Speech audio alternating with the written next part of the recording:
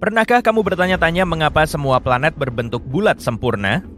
Dan bagaimana kalau benda-benda langit ini memutuskan untuk melanggar aturan dan mengubah bentuknya? Akankah kita mendapatkan planet-planet berbentuk persegi, bulan-bulan berbentuk segitiga, atau bahkan bentuk-bentuk intergalaksi yang nggak bisa kita bayangkan? Yuk, kita cari tahu.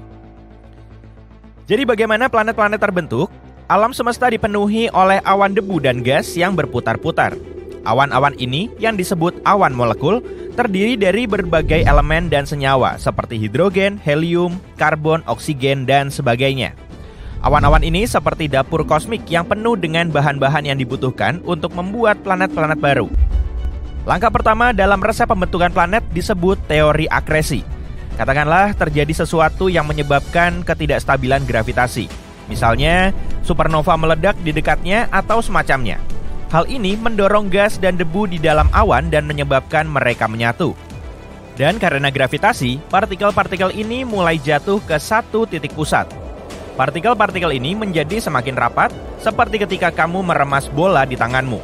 Dan akhirnya, partikel-partikel tersebut diremas dengan sangat keras sehingga awan mulai memipih menjadi bentuk piringan.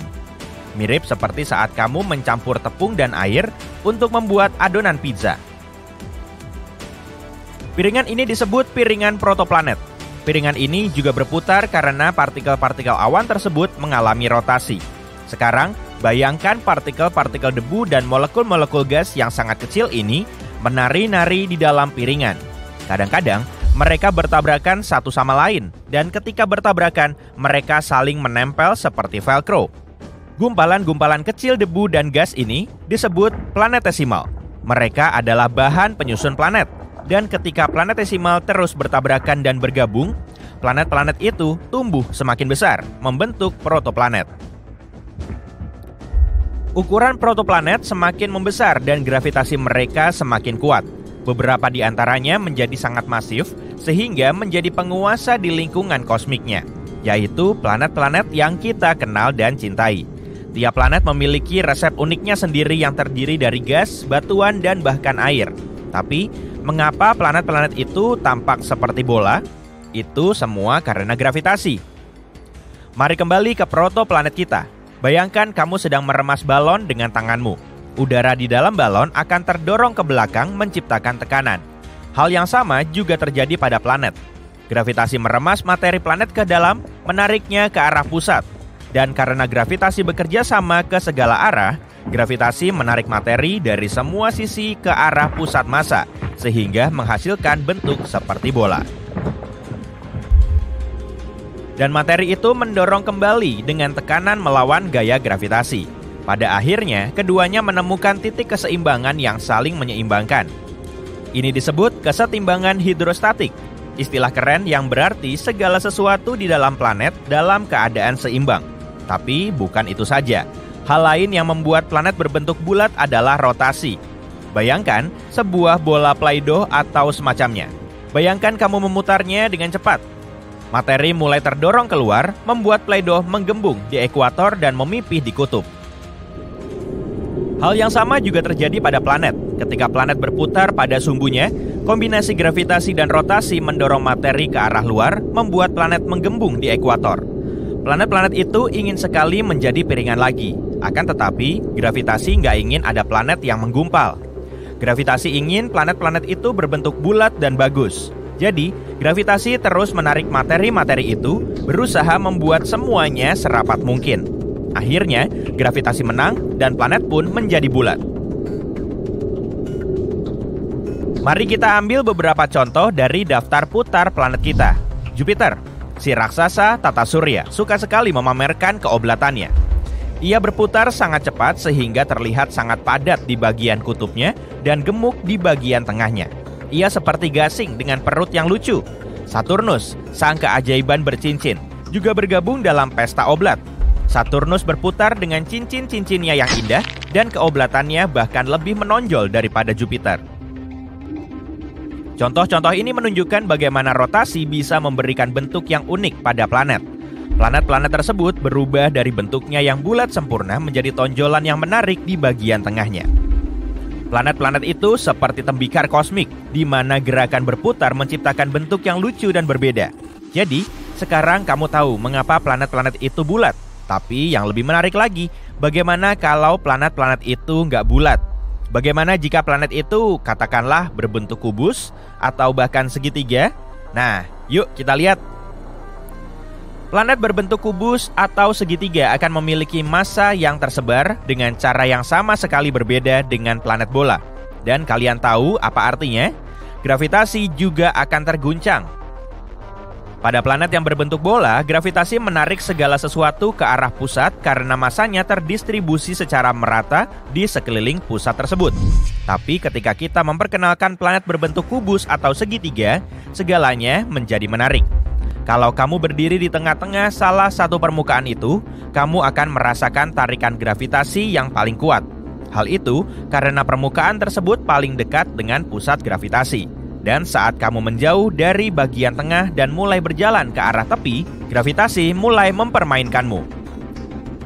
Kamu akan merasakan perjuangan melawan gravitasi yang bersudut curam. Berjalan di tepian itu akan terasa seperti mendaki gunung atau berjalan di lereng yang sangat curam. Semua itu karena gravitasi ingin kamu berada tepat di tengah-tengah permukaan dan bukan di tempat lain. Sekarang bayangkan medan di sepanjang tepi dan sudutnya. Ini adalah lanskap yang tandus, berbatu dan kering. Mengapa? Karena semua air akan menggenang di bagian tengah setiap permukaan, meninggalkan bagian tepi yang kering. Dan kualitas udaranya, ya nggak ada atau sangat tipis sehingga nggak bisa mendukung kehidupan. Bukan tempat yang paling nyaman untuk mendirikan kemah, itu sudah pasti. Dan jangan lupa pakaian hangat, makan siang, dan sepatu hikingmu. Kamu akan membutuhkannya karena iklimnya yang gila. Jenis iklim yang akan kamu temui di bumi yang berbentuk kubus atau segitiga ini bergantung pada bagaimana bumi berputar. Kalau bumi berputar pada sudut-sudutnya, setiap sisi akan menikmati iklim yang sejuk dan beriklim sedang. Namun, kalau bumi berputar pada satu sumbu melalui dua permukaan, maka iklimnya akan sangat panas. Bayangkan versi roller coaster dari iklim kita saat ini. Beberapa permukaan akan menjadi negeri ajaib di kutub, dingin dan beku. Permukaan atas dan bawah untuk kubus, dan permukaan bawah untuk segitiga. Sementara itu, sisi-sisi lainnya akan sangat berbeda. Di dalam kubus suhunya akan sangat panas dengan iklim khatulistiwa yang akan membuatmu berkeringat. Alih-alih sinar matahari yang melengkung lembut di sepanjang sisi, sinar matahari akan langsung menyinari permukaan-permukaan ini. Ngomong-ngomong soal kepanasan, dan di planet segitiga, sinar matahari akan menyinari permukaan-permukaan tersebut secara miring. Sinar matahari yang menyudut ini akan menciptakan variasi temperatur yang menarik di seluruh planet. Bayangkan ini, saat kamu bergerak dari dasar segitiga ke arah ujung. Gimana? Udahan rebahannya? Aku punya tugas berat untuk kamu nih. Tenang aja, seru kok. Kamu bakal pergi ke beberapa planet di tata surya dan mencoba lari di sana. Yuk cari tahu di mana kamu bisa lari paling cepat dan di mana kamu nggak bisa jalan.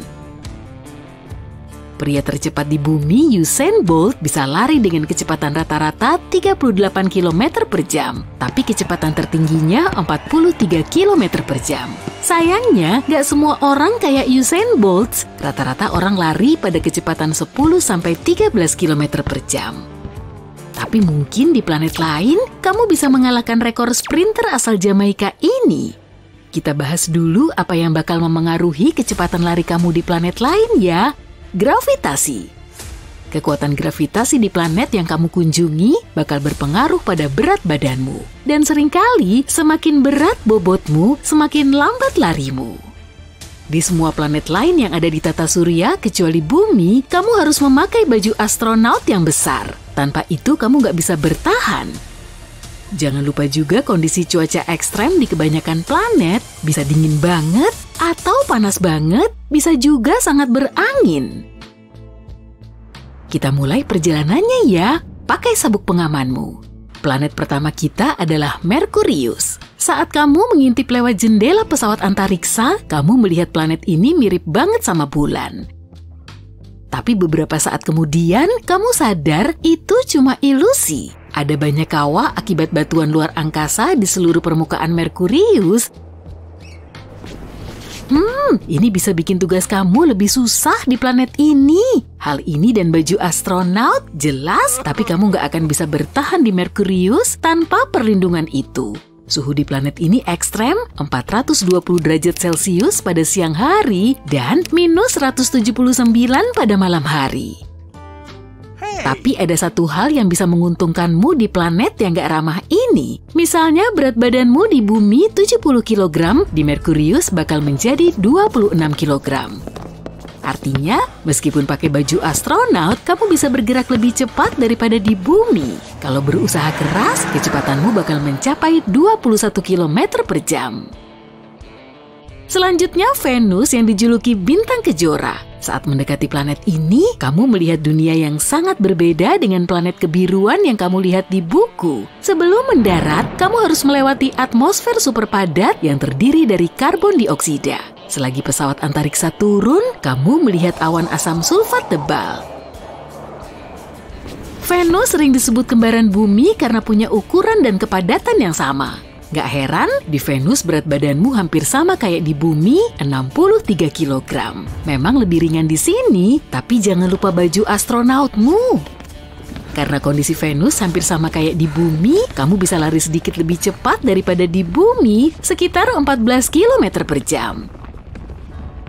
Kesan pertamamu tentang Mars adalah dingin banget. Suhu rata-rata di sini sekitar minus 62 derajat Celcius. Dari kejauhan saja, planet ini kelihatan kemerahan. Begitu kamu menginjak permukaan Mars, kamu tahu penyebabnya. Permukaannya dipenuhi debu warna karat. Debu halus itu juga mengapung di udara di sekitarmu.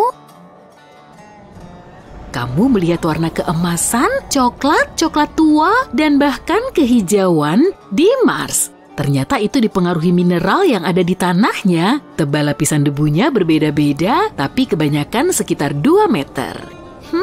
Itu bikin lari jadi lebih susah. Di Mars berat badanmu bakal jauh lebih ringan daripada di bumi, cuma 26 kg. Ini bakal membantumu mencapai kecepatan 19 km per jam. Hebat kan?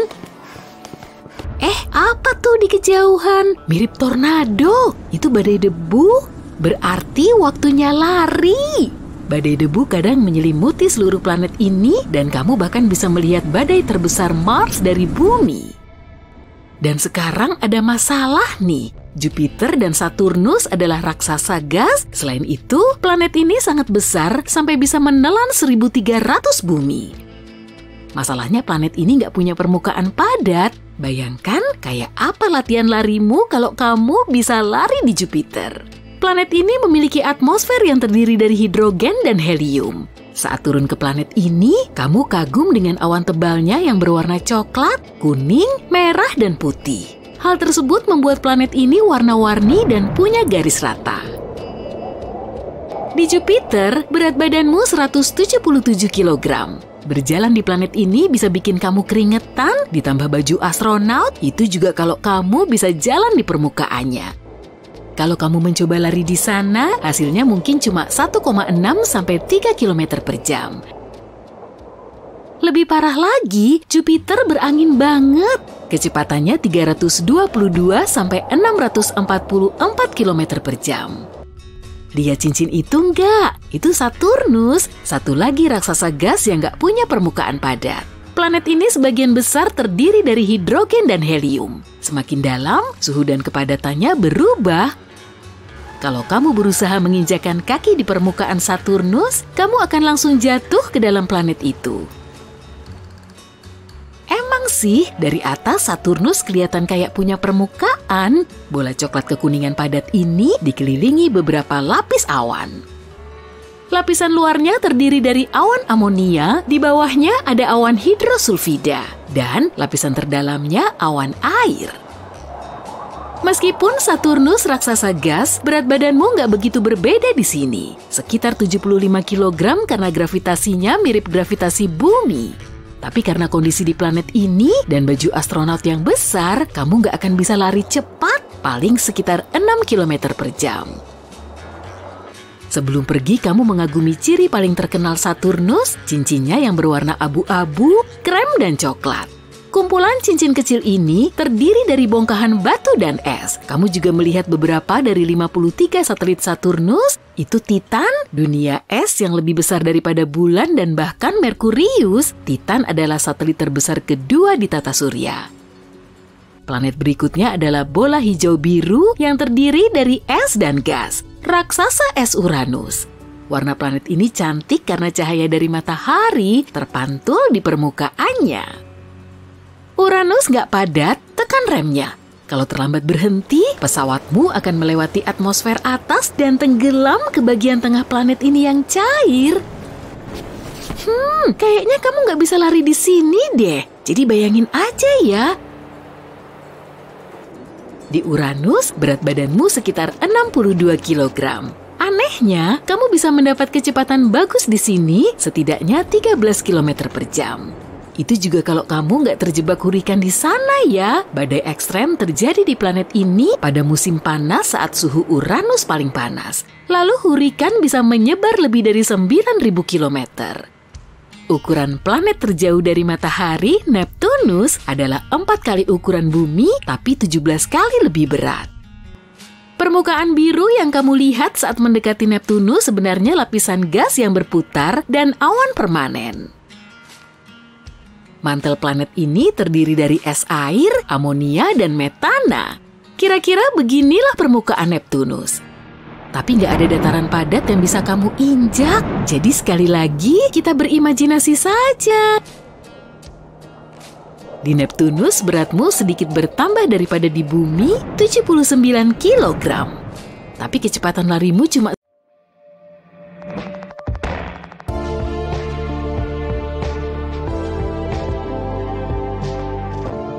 Hey, kamu tahu nggak? Para astronom menemukan sebuah eksoplanet yang mereka namai Super Saturnus. Cincinnya selebar 1 AU. AU adalah unit astronomi yang merupakan jarak antara matahari ke bumi. Sistem cincin ini besar sekali, makanya dinamai demikian. Super Saturnus disebut objek Mama Jack, sesuai nama astronom yang memimpin tim penemu temuan ini. Profesor Eric Mama Jack dari Universitas Rochester di New York menemukan Super Saturnus saat menjelajahi data yang diunduh dari pengamatan transit sudut lebar. WASP adalah singkatan dari Wide Angle Search for Exoplanets atau pencarian sudut lebar eksoplanet. Ini adalah proyek yang dikembangkan pada tahun 2000 oleh para astronom di Universitas Queen's di Belfast, Irlandia Utara, dan Universitas St. Andrews di Skotlandia. Dengan menggunakan 4 teleskop, kamera video CCD di teropong merekam sedikit peredupan cahaya bintang yang disebabkan oleh objek yang melintas di depan bintang. Ini disebut metode transit deteksi eksoplanet. Misalnya, planet Venus bertransit melintasi pandangan kita terhadap matahari setiap beberapa ratus tahun. Titik hitam, yang merupakan siluet Venus, terlihat melintas di depan matahari saat Venus melintas di antara garis pandang kita dan matahari. Gerhana kecil ini mengurangi jumlah sinar matahari yang datang ke bumi dalam jumlah yang sangat kecil, atau bisa dibilang mungil. Hal yang sama berlaku pada semua bintang di Bima Sakti dengan planet di sekitarnya.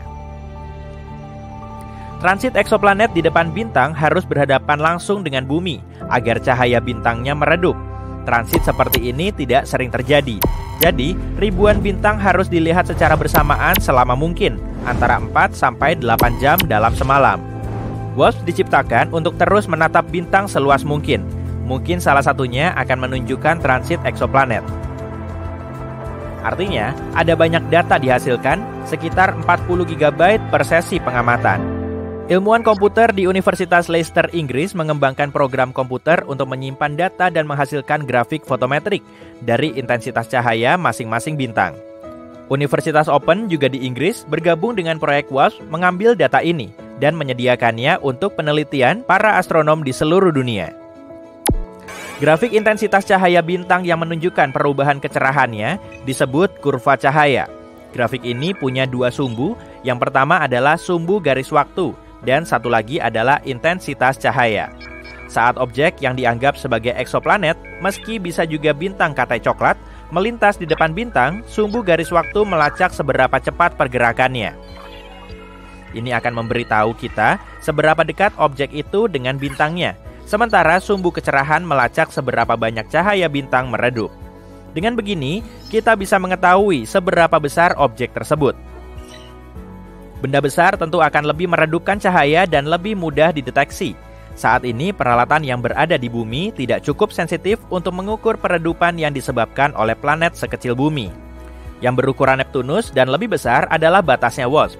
Namun, teleskop luar angkasa James Webb yang kini terus beroperasi punya sensitivitas yang jauh lebih besar dan mampu mendeteksi transit eksoplanet seukuran bumi. Kamu pasti udah nggak sabar mau dengar pembahasan Super Saturnus kan? Tapi ada hal lain yang harus kamu ketahui sebelum kita lanjut ke sana. Jika eksoplanet punya atmosfer atau dalam kasus Super Saturnus, sistem cincin, cahaya dari bintang yang ditransmisikan oleh planet akan bersinar menembus atmosfer atau sistem cincin itu. Dan ini bisa dideteksi juga. Kurva cahaya akan menunjukkan lebih sedikit peredupan pada data fotometrik karena tidak semua cahaya bintang terhalang. Beberapa cahaya masih menembus atmosfer atau cincin. Ini penting karena astronom menjadi tahu soal pembacaan atmosfer. Teleskop luar angkasa James Webb dilengkapi spektroskop yang bisa menentukan kandungan gas dari atmosfer eksoplanet yang sedang bertransit, seperti oksigen, metana, karbon, dan lain-lain. Proyek WASP berkembang pesat. Kini ada proyek Super WASP yang terdiri dari WASP North dan WASP South. Yang pertama melihat ke langit di atas belahan bumi utara, yang satunya lagi melihat ke langit di atas belahan bumi selatan. Ada juga Next Generation Transit Survey atau Survei Transit Generasi Selanjutnya, NGTS, yang dibuat berdasarkan proyek WASP. Kerjanya otomatis, jadi astronom tidak perlu begadang sambil menyeruput kopi, tapi boleh aja kalau mau.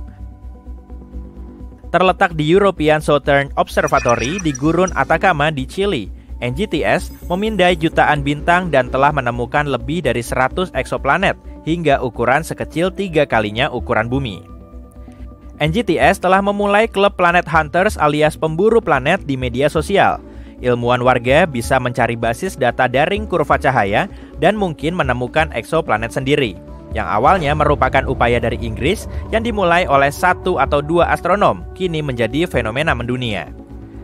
Dengan kemampuan untuk membaca tanda spektroskopi gas atmosfer selama transit eksoplanet, sebuah ide baru muncul, yaitu tanda teknologi.